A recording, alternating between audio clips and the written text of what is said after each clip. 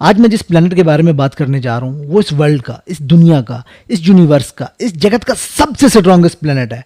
यह सबसे most powerful planet on the earth अगर कोई प्लेनेट है एस्ट्रोलॉजी के अंदर भी, तो वो सिर्फ और सिर्फ केतु है। लोग उसके बारे में बहुत कम बात करते हैं। इस दुनिया के अंदर हर प्लेनेट आपको किसी न किसी चीज़ के साथ बांधने आता है या आपको किसी न किसी चीज़ के साथ बांधने की बात करता है। अगर आप वीनस की बात करते हैं तो वीनस आपको लग्जरी के साथ, रुपए पैसे के साथ, सुख के साथ, कंफर्ट के साथ, लग्जरीज के साथ, गाड़ियों के साथ, ऑपोजिट जेंडर्स के साथ, फीमेल्स के साथ, आपको हर उस चीज़ के साथ बांधने की बात करता है जो आपको लग्जरी और कंफर्ट देती है। अगर आप जुपिटर की बात करते हैं तो जुपिटर आपको नॉलेज और गाइडेंस के पीछे भगाता है। इसी तरह अगर आप मरकरी की बात करते हैं तो वो आपसे इंटेलिजेंस, एजुकेशन और कारोबार की बात करता है। इसी तरह हर प्लेनेट आपको किसी न किसी चीज़ के साथ बांधने की बात ज़रूर करता है। लेकिन एक प्लेनेट इस जगत के अंदर ऐसा है जो कि मोक्ष की बात करता है, आज़ादी की बात करता है, जो आपको देने की बात करता है, और वो है सिर्फ और सिर्फ केतु। केतु किस चीज़ की बात करता है? वो आपकी सोल की आज़ादी की बात करता है। अगर आप इस दुनिया का आगाज़ का पॉइंट देखते हैं या इस दुनिया का आप स्टार्टिंग पॉइंट देखते हैं तो सबसे पहले इंसान की रूह या किसी भी पर्सन की जो रूह इस दुनिया के अंदर आती है तो वो आज़ाद होकर आती है। माँ के पेट से अगर एक बच्चा इस दुनिया के अंदर आता है तो वो भी सबसे पहले क्या हासिल करता है? आज़ादी हासिल करता है। वो उसके लिए केतु का स्टार्टिंग टाइम पीरियड है। और एक वही रूह जिस वक्त एंडिंग पॉइंट के ऊपर जाती है, यानी इस बॉडी के अंदर से रूह निकल जाती है, तो वो भी मरने के बाद भी आज़ादी की बात करती है। यानी दोनों सूरतें, स्टार्टिंग भी और एंडिंग भी, केतु की बात कर रहे हैं, देने की बात कर रहे हैं। ये एक वो प्लैनेट है जो सोल की आज़ादी की बात करता है। अब किसी पर्सन के ऊपर अगर आपको केतु के एस्पेक्ट्स देखने को मिलते हैं तो उसको अपनी ज़िंदगी के अंदर अपने साथ चंद हिडन पावर के मालूम होती हैं।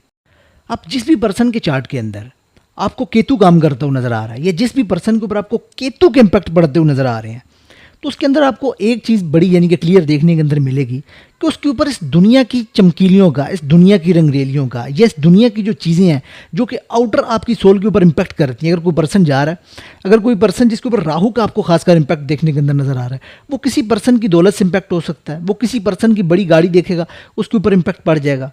अगर वही पर्सन जो केतु ड्रिवन आपको पर्सन नज़र आ रहा है, उसके ऊपर ये दुनिया की जितनी भी चीज़ें हैं ये आपको इम्पैक्ट करती हुई नज़र नहीं आएंगी। जैसे आप मिसाल ले लें, किसी जोगी के लिए, किसी दरवेश के लिए, किसी संत के लिए किसी गाड़ी की, रुपए पैसे की क्या वैल्यू है। अब जितने भी इस दुनिया के अंदर जो इस दुनिया की रंगीलियों को छोड़ने वाले लोग हैं, जैसे अगर आप मुस्लिम हैं तो आप जानते हैं कि सूफिया कराम के बारे में, अब जितने भी सूफिया कराम आपको देखने के अंदर नज़र आते हैं, they all are Ketu driven. इनको केतु ड्राइव करता है। केतु के बगैर आप स्पिरिचुअलिटी के अंदर ना कदम रख सकते हैं, ना आप स्पिरिचुअलिटी के अंदर आगे बढ़ सकते हैं। केतु इस कदर ज़रूरी है आपको किसी भी चीज़ के अंदर आगे ले जाने के लिए जिस चीज़ का रिलेशन आपकी सोल के साथ है, आपकी जड़ों के साथ है। यानी स्पिरिचुअलिटी भी आपकी जड़ों को रिप्रेजेंट करती है और केतु भी जड़ के बारे में बात करता है। केतु भी आपकी जड़ है। केतु भी आपको जड़ की तरफ लेकर जाता है। बिलफर्ज आप एक एग्जाम्पल और ले सकते हैं कि खासकर आपको वो अफराद या वो पर्सन जो किसी जिनका डेस्टिनी नंबर, पूरी डेट ऑफ बर्थ को कैलकुलेट करने के बाद जिनका डेस्टिनी नंबर 7 आता है, उनके ऊपर आपको खासकर केतु के इम्पैक्ट पड़ते हुए नजर आते हैं। ये लोग एक अपनी, वो कहते हैं ना कि जैसे एक हाथी अपनी चाल में मस्त जा रहा होता है, ऐसी अगर आपने किसी जगत में देखा हो किसी दरवेश को बैठे हुए, तो वो एक अब सारी दुनिया से हट के कोने के अंदर एक अपनी दुनिया के अंदर एक मस्त होकर बैठा होता है। उसकी उस मस्ती के ऊपर ये जो बाहर की चीज़ होती है वो इम्पैक्ट नहीं डालती, क्योंकि वो अपनी मस्ती के अंदर आपको एक मस्त इंसान नज़र आ रहा है। उसकी उस मस्ती को कहते हैं स्पिरिचुअलिटी और केतु का इम्पैक्ट और केतु की एक पावर। केतु आपको देने की बात बताता है। इस दुनिया के अंदर जो सबसे मुश्किल काम है वो किसी को कोई चीज़ देना। लेना बड़ा आसान काम है, चीज़ों को छोड़ना। बिलफर्ज अगर कोई शख्स आपको तांत्रिक के अंदर नज़र आ रहा है, कोई शख्स आपको अमलियात करता हुआ नज़र आ रहा है, अमलियात के अंदर सबसे जो मोस्ट पावरफुल पर्सन आपको देखने के अंदर नजर आएगा, जिसके अंदर पूरी दुनिया के अंदर किसी पर्सन के पास किसी चीज़ का सलूशन आपको देखने के अंदर ना मिले, कोई पर्सन आपको उस चीज़ का सलूशन ना दे रहा हो, आप केतु वाले पर्सन के पास चले जाएं, वो आपको उस चीज़ का सलूशन दे देगा। आपकी दुनिया की हर मुश्किल से मुश्किल चीज़ को अगर उसको काटने की बात आती है तो केतु उसको काटेगा।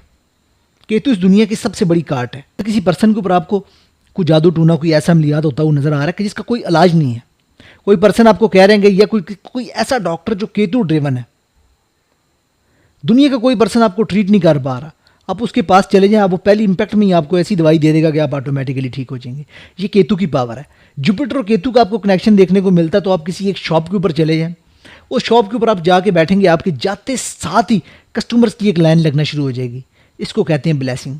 अब केतु वाला पर्सन जहाँ भी जाएगा वो अपनी सोल के साथ महसूस करेगा कि कोई चीज़ उसके साथ चल रही है, कोई एक ऊपर वाले ने उसको ऐसी पावर दे रखी है, कोई ऐसी एक चीज़ उसके साथ चल रही है जो एक नॉर्मल पर्सन ना उसको देख सकता है ना उसके बारे में सोच सकता है। लेकिन केतु वाला पर्सन ये महसूस करता है कि उसके साथ कोई ना कोई चीज़ चल रही है, कोई ना कोई ब्लेसिंग जो कुदरत की एक ऐसी ब्लेसिंग है, यानी यूनिवर्स की एक ऐसी ब्लेसिंग उसके साथ चल रही है कि जिसको वो देख नहीं पाता लेकिन उसको वो महसूस कर पाता है। यानी उसके साथ ऐसी हिडन आपको पावर देखने के अंदर नजर आती हैं। ये केतु की पावर है। अब केतु अगर किसी पर्सन का 12वें घर के अंदर आपको देखने के अंदर नजर आता है, 12वां घर मोक्ष के बारे में बात करता है, यानी मोक्ष त्रिकोण का आखिरी घर है, उसके अंदर अगर किसी पर्सन का केतु बैठा हुआ है, अगर वो पर्सन किसी के साथ लड़ पड़ता है और कोई इस तरह का पर्सन उस केतु ड्रिवन पर्सन के साथ ज्यादती कर देता है और उसका केतु 12वें घर में, और वो सिर्फ ये कह देता है कि जाओ तुम्हारा भला हो, मैंने तुम्हारा मामला ऊपर वाले के ऊपर छोड़ दिया, यानी उसका फिर आपको दुनिया के अंदर ऐसा रिजल्ट देखने को मिलेगा, फिर उसकी वो पावर आपको काम करती हुई नजर आएगी जब उसने एक चीज़ दे दी।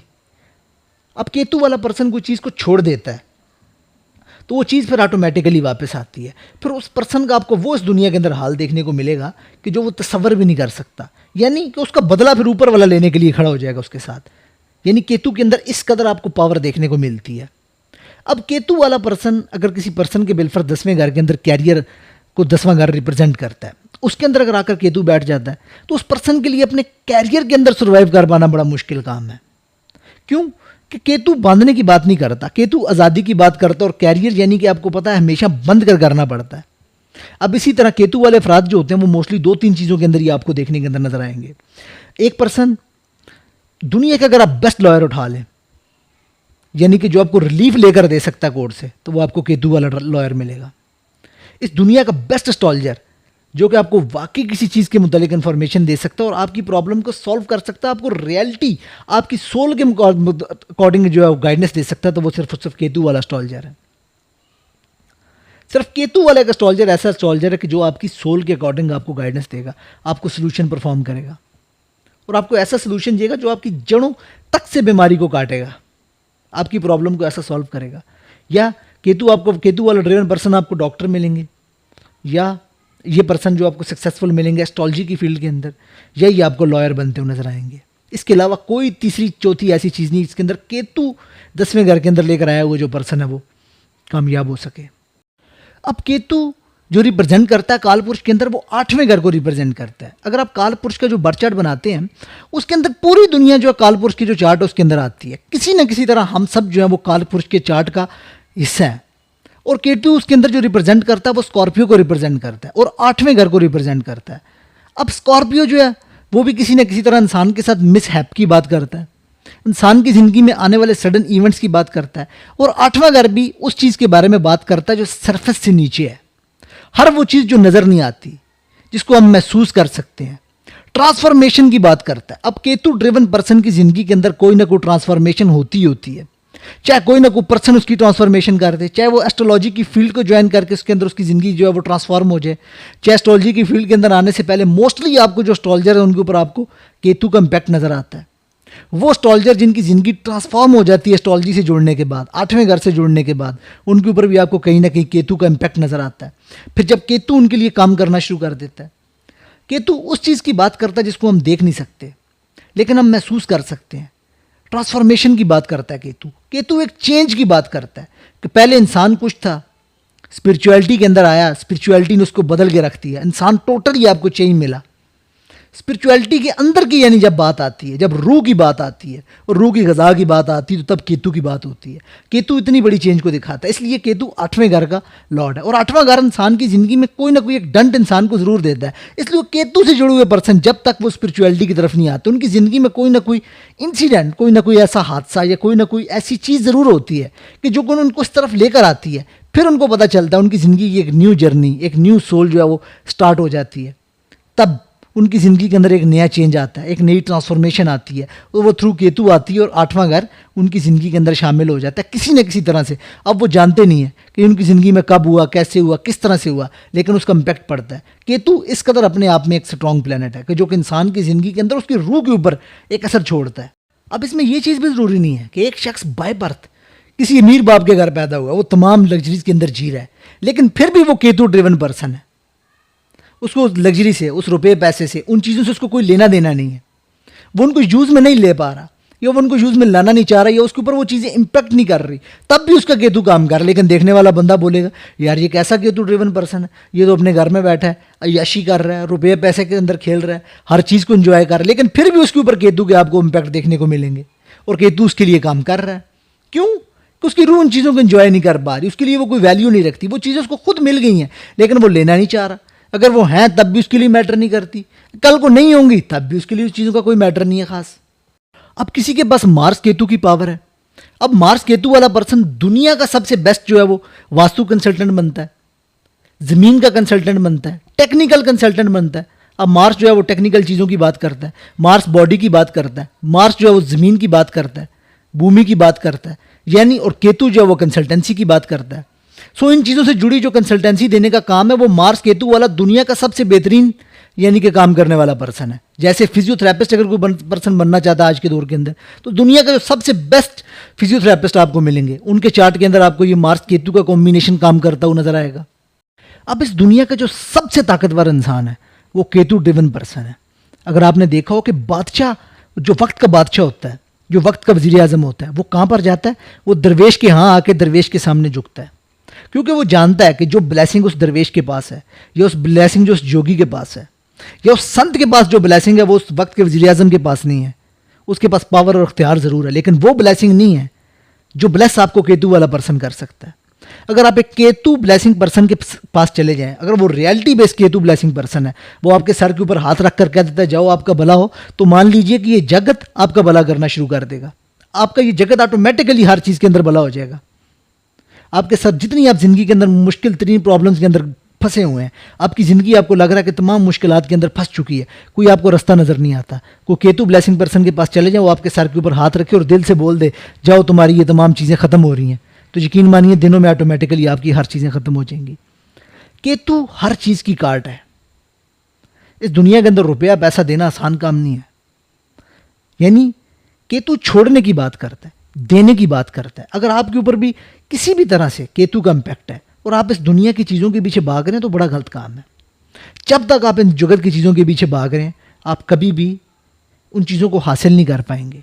केतु छोड़ने की बात करता है। जिस दिन आपने इन तमाम चीज़ों को छोड़ दिया, ऑटोमेटिकली अगले दिन ये तमाम चीज़ें चल के आपके पास आएंगी और आकर बैठेंगी भी आपके पाँव में। दुनिया जहाँ की तमाम चीज़ें खुद ब खुद आपके चल के आपके पास आएंगी, लेकिन उसके लिए आपको इन चीज़ों को छोड़ना पड़ेगा। केतु भागने की बात नहीं करता, केतु देने की बात करता है, केतु छोड़ने की बात करता है। ये केतु इस कदर आपको स्ट्रॉन्गेस्ट प्लैनेट देखने के अंदर नजर आता है। अब 7वां घर एस्ट्रोलॉजी के अंदर मैरिज को रिप्रेजेंट करता है। अगर किसी पर्सन के 7वें घर के अंदर केतु आ जाता है और वो अपनी वाइफ को अपने साथ जोड़ के रखने की बात करता है, वो चाहता है कि मैं उसको खींच के रखूँ अपने साथ, तो उसकी शादी कभी भी सक्सेसफुल नहीं होगी। या अब उसको वो वाइफ चाहिए या वो हस्बैंड चाहिए जो जड़ों से जुड़ने की बात करता हो, जो सोल से जुड़ने की बात करता हो। अगर सोल टू सोल एक जैसे आपको लोग मिलते हैं, प्योरीफाई पर्सन मिलते हैं, वो पर्सन आपको चाहिए जो देने की बात करे। तो अगर वो दोनों इस तरह के पर्सन है कि जो एक दूसरे को देने की बात करते हैं और एक दूसरे की जड़ों से जुड़े हुए हैं, सोल से जुड़े हुए हैं, तभी मैरिज चल पाएगी, अदरवाइज कभी भी मैरिज नहीं चल पाएगी। 180 डिग्री का आपको जो है वो एक चेंज नज़र आएगा। ये इस कदर केतु के इम्पैक्ट इंसान के ऊपर पड़ते हैं। लेकिन एक चीज़ याद रख लीजिए कि अगर आप केतु ड्रिवन पर्सन और आपके ऊपर केतु के इम्पैक्ट पड़ रहे हैं या आपने अपने केतु को एक्टिवेट कर रखा है, या किसी भी तरह से आपका केतु एक्टिवेट हो गया, तो अब याद रखिए कि आप ऊपर वाले की जानिब से आए हुए एक ब्लेस्ड पर्सन है, एक ब्लेस्ड सोल है, हिडन पावर आपके साथ है। अब दुनिया की किसी भी बड़ी से बड़ी मुश्किल के अंदर क्यों ना हो, आपके साथ एक हिडन पावर खड़ी है जिसको आप देख नहीं सकते, आप महसूस कर सकते हैं कि आपके साथ एक पर्सन खड़ा है। अगर एक पर्सन जो केतु ड्रिवन पर्सन है उसने अपने केतु को एक्टिवेट कर रखा है और वो कह देता है कि मैं उसके साथ कोई ज्यादती करता, और वो कह देता है कि मैं अपने तमाम मामलात जो ऊपर वाले के ऊपर छोड़ रहा हूँ, सारा जगत एक तरफ और केतु ड्रिवन पर्सन एक तरफ, ऊपर वाला खुद उसके साथ आपको खड़ा हुआ नजर आएगा। इस कदर आपको केतु की पावर नजर आती है। ये रियलिटी ऑफ संत का प्लैनेट है, दरवेशों का प्लैनेट है, ये देने की बात करने वाला प्लैनेट है, ये आपको मुक्त करने और आज़ाद कराने वाला प्लैनेट है। यानी कि तमाम प्लैनेट ने जो आज़ादी हासिल करनी है या इंसान की ज़िंदगी ख़त्म होती है तो उसके साथ जुड़ी हुई तमाम चीज़ें भी ख़त्म हो जाती हैं। उन तमाम चीज़ों ने वापस कहाँ पर आना है? केतु से इन्होंने आगाज़ लेना और केतु के पास इन्होंने वापस आना है। इसलिए ये केतु इस कदर स्ट्रॉन्गेस्ट प्लैनेट है और इसको हमेशा देकर एक्टिवेट रखना चाहिए। उम्मीद करता हूँ कि आपको मेरी ये वीडियो अच्छी लगी होगी। अगर आपको ये वीडियो अच्छी लगे या आप भी केतु ड्रिवन पर्सन है तो कमेंट बॉक्स के अंदर मुझे ज़रूर बताइएगा।